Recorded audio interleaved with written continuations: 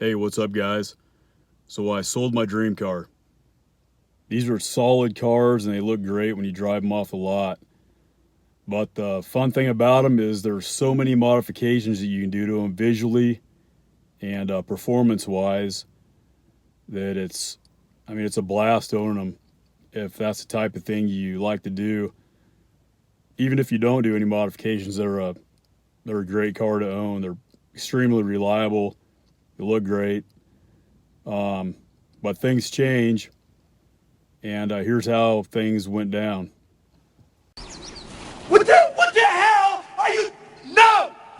No! No! Hey, this is Jason. In July of this year, I found my dream car. I drove 250 miles and purchased it. It's a 100th anniversary 2014 high-octane red pearl Dodge Charger RT. One of 269 built exactly like it. The past few months, I've been modding the hell out of it. Now it's a one-of-a-kind. Here it is. When the Dodge Charger came back in 2006, I absolutely fell in love with the body style. From certain angles, in my opinion, there's not a better looking car. And in 2017, I actually bought a 2014 100th anniversary Dodge Charger. And at the time, it was my dream car. So I went cruising the other night, had a little experience. So I'm cruising down this hill, and a couple 392 SRT Dodge Chargers come rolling past me, and man, they just caught my attention. The sound and the horsepower coming from these things just filled the air. It was pretty impressive, and ever since this is about a month and a half ago, and I just haven't been able to get it out of my head.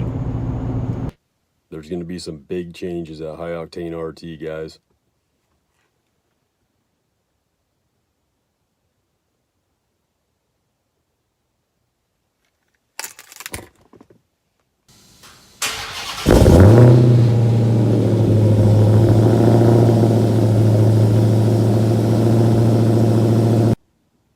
What's up, guys? Jason at High Octane RT. So this isn't what you're normally used to seeing me sitting in. This is my new 2016 Dodge Challenger B5 Blue Hellcat. So behind me is my new 2016 Dodge Challenger Hellcat. I was pretty excited about it, but I knew that three's a crowd, so one of the Chargers has to go.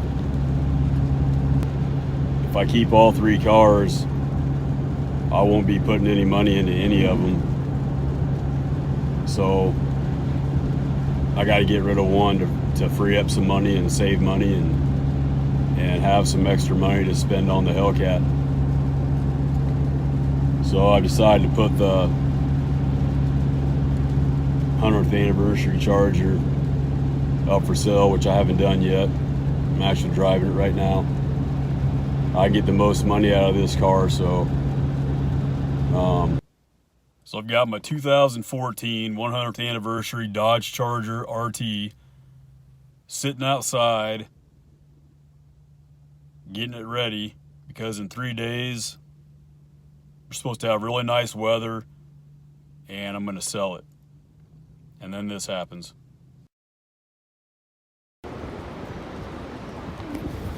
Okay, 10 minutes ago this dumpster was up against my car and somebody moved it. And here's the damages.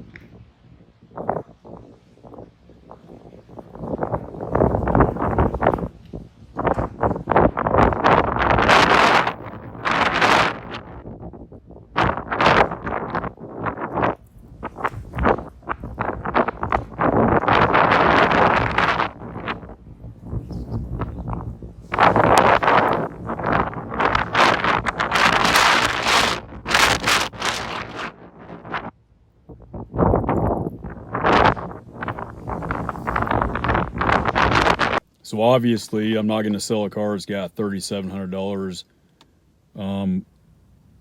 worth of damage done to it. So I put the car back in storage. A few months later, I had plans to take the car in and have it fixed. I get the car out of storage, and well, then this happens.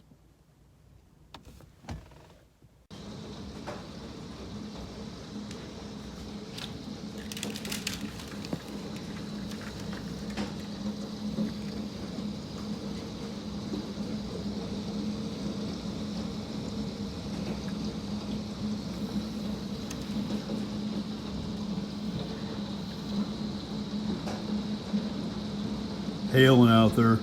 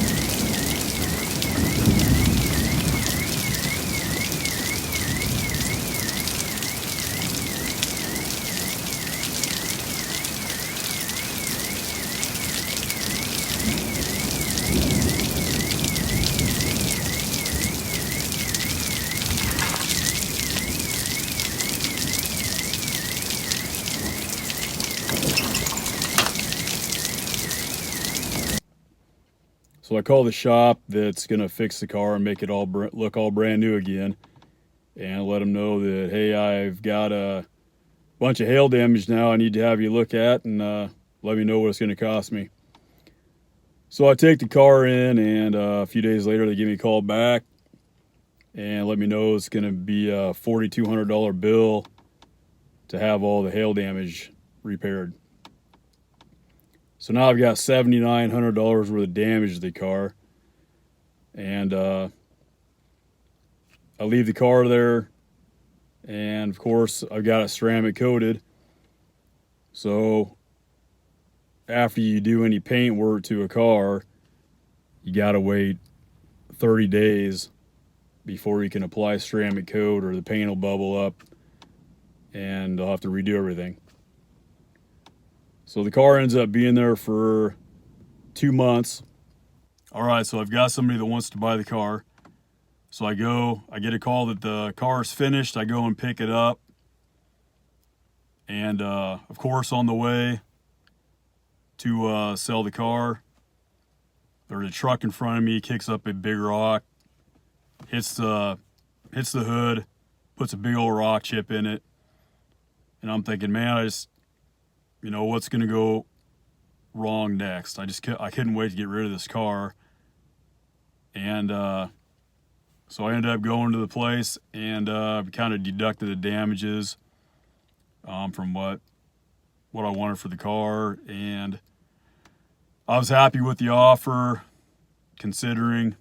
And so I sold the car and it was gone. It's kind of depressing getting rid of the car. I never thought I would ever get rid of that car. It was a great car. But when the Hellcat came along, I had to have it. I drove the thing. I fell in love with it. And so that kind of makes up from the bad feelings of getting rid of the Charger.